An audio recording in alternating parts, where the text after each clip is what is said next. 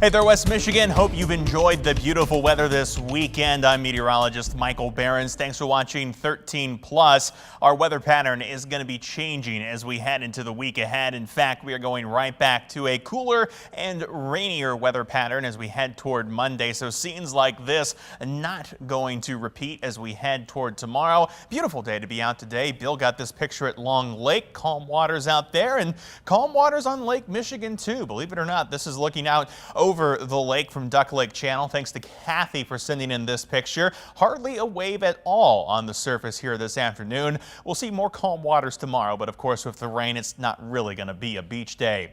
If you take any weather photos, we'd love to see them here at 13 on your side. You can send them to me on social media. Meteorologist Michael Behrens on Facebook and at Mike Behrens WX on the X, Twitter, Instagram, and Threads. The temperatures on Sunday hit 76 Grand Rapids and Muskegon, 75 Holland, and 79 in Kalamazoo, about average for this time of the year and pretty close to our forecast too. Told you 75 hit 76, brings our accuracy streak to 2 days in a row, and of course we'll hope to add to that tomorrow. Speaking of tomorrow, the temperatures will be down. That's why 13 weather ball is lit up in blue as cooler temperatures are in view, but that weather ball is also blinking bright as rain is in sight. The 13 weather ball is sponsored by LaFontaine Lincoln Grand Rapids. And those temperatures tonight will actually be a bit milder than last night before we get into the cooler weather of tomorrow. That's because with the moisture on the way, the dew points have come up some. In fact, we're seeing dew points now into the mid 50s, even low 60s across the region. That's going to stop our temperatures from falling too far in the overnight. Winds will remain light as we head through tonight. So much like the past couple nights, you might get some condensation on the windshields here in the next several hours through the overnight. Maybe a little bit of fog before the rain chances start to increase as we head toward a little bit after sunrise tomorrow. The rest of tonight shows mostly cloudy skies as temperatures fall to the low 60s and upper 50s. Rain starts to take over starting tomorrow morning throughout pretty much the entire day on Monday. No real time any drier than another. We'll see temperatures hit the mid 60s in the afternoon with rain chances continuing into Monday night. Those temperatures will reach as warm as 66 for Monday with rain likely. Tuesday we'll see a little bit milder conditions as scattered showers remain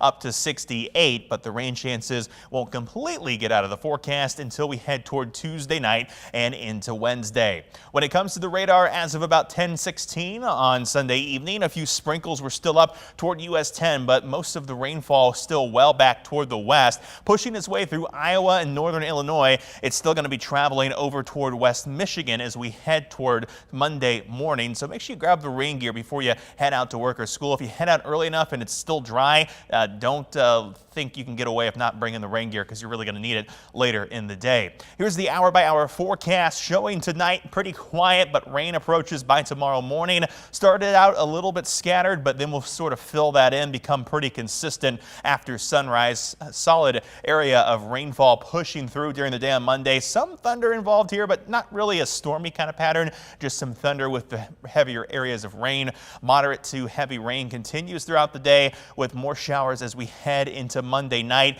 It starts to break down some by Tuesday morning, but a scattered shower chance with mostly cloudy skies will stay in place throughout the day on Tuesday before we clear things out and get back to a dry pattern as we head toward Wednesday.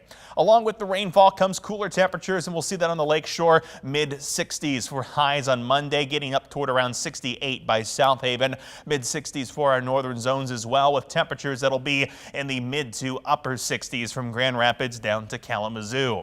13 on your side, 10-day outlook. Temperatures will hold in the 60s through the first half of this week. Even with the sunshine by Thursday, we're still only as warm as about 67 degrees. We'll see more sunny weather for Friday and the weekend. That'll carry temperatures back up into the 70s. We'll stay in the 70s with pretty quiet weather through the weekend and toward the end of the forecast as well.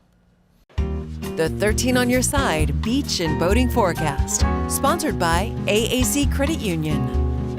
And now it's time for your beach and boating forecast. The rain tomorrow will make it not that great of a beach day, but if you do head out, expect calm waters. 1 to 2 foot waves will be possible across the West Michigan shoreline on what will be a rainy Monday. We'll likely see continued cooling of the water temperatures as well. 50s and 60s for most of the lake as of Sunday, 70s Warren Dunes and to the south, but we'll probably see those temperatures continue to cool as we start a cool start to the week with a rainy pattern, of course, for your Monday.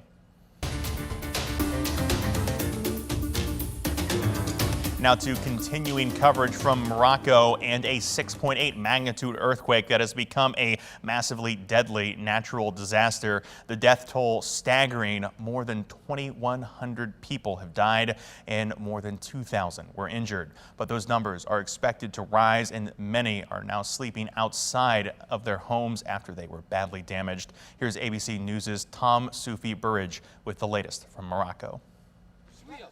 A desperate search for survivors after that powerful 6.8 magnitude earthquake struck Morocco Friday night. The epicenter in the high Atlas Mountains, about 40 miles south of Marrakesh, an ancient city popular with tourists. Aerial video showing the massive devastation caused by the country's deadliest earthquake in 60 years. Many roads now littered with rocks and debris, making the access to the hard-hit remote mountain villages difficult. In Moulay Brahim, survivors already burying the dead as the country begins 3 days of national mourning. Well, these houses were made from a mixture of concrete, you can see some of the structure there, and earth. And as you can see how they were flattened, they stood little chance against the powerful tremors. Fatima Amazoun lives in rural Azmiz. She tells us her family home was badly damaged. They are now living outside of town underneath these olive trees. Morocco's armed forces now preparing to build shelters for residents whose homes are not safe. President Biden expressed his condolences and said the US is working to ensure the safety of American citizens in Morocco. We've reached out immediately to the Moroccan government, made very clear to them that we're prepared to assist in any way that we can. We're waiting to hear from the Moroccan government how we can be of most assistance. Morocco's King Mohammed VI promising his officials will accelerate the rescue operation and evacuations and address the supply of drinking water, food, tents and blankets to affected areas. USAID saying it will send a small team of disaster experts to assess the situation and work with Morocco to identify unmet humanitarian needs. Tom Soufi-Burridge, ABC News, Marrakesh, Morocco.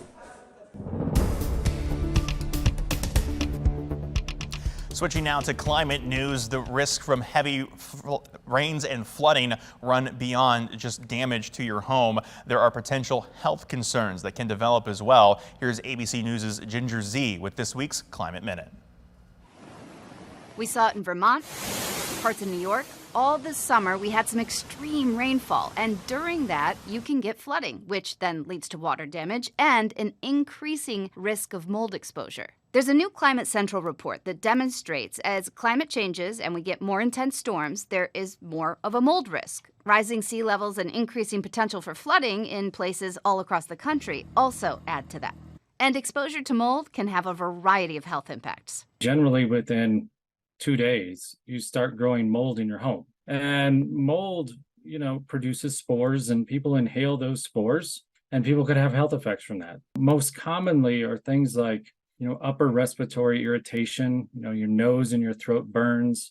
People with allergies or chronic respiratory diseases like asthma might have an increased sensitivity or risk related to mold exposure. To avoid mold after a storm or a flood, experts say that it's important to get your home dried out as quickly as possible. Typically, that involves removing a large amount of things like carpets and furnishings that might soak up water. A lot of times that involves removing at least a portion of the drywall that has soaked up water. Van Dyke says that storms are the most frequent cause of water damage. Cleaning your gutters and making sure that water slopes away from your home can help keep it safe. With this Climate Minute, I'm Ginger Z.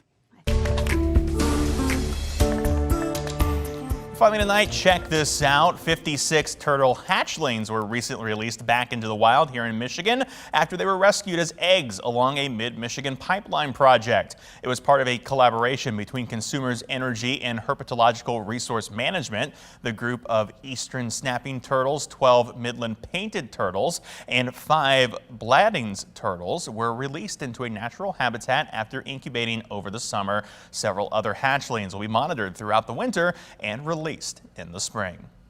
And now that you're up to date with the latest news and weather headlines, you can always find more online at 13onyourside.com or by downloading our news and weather apps. For now, though, thanks for watching 13 Plus. I'm meteorologist Michael Behrens.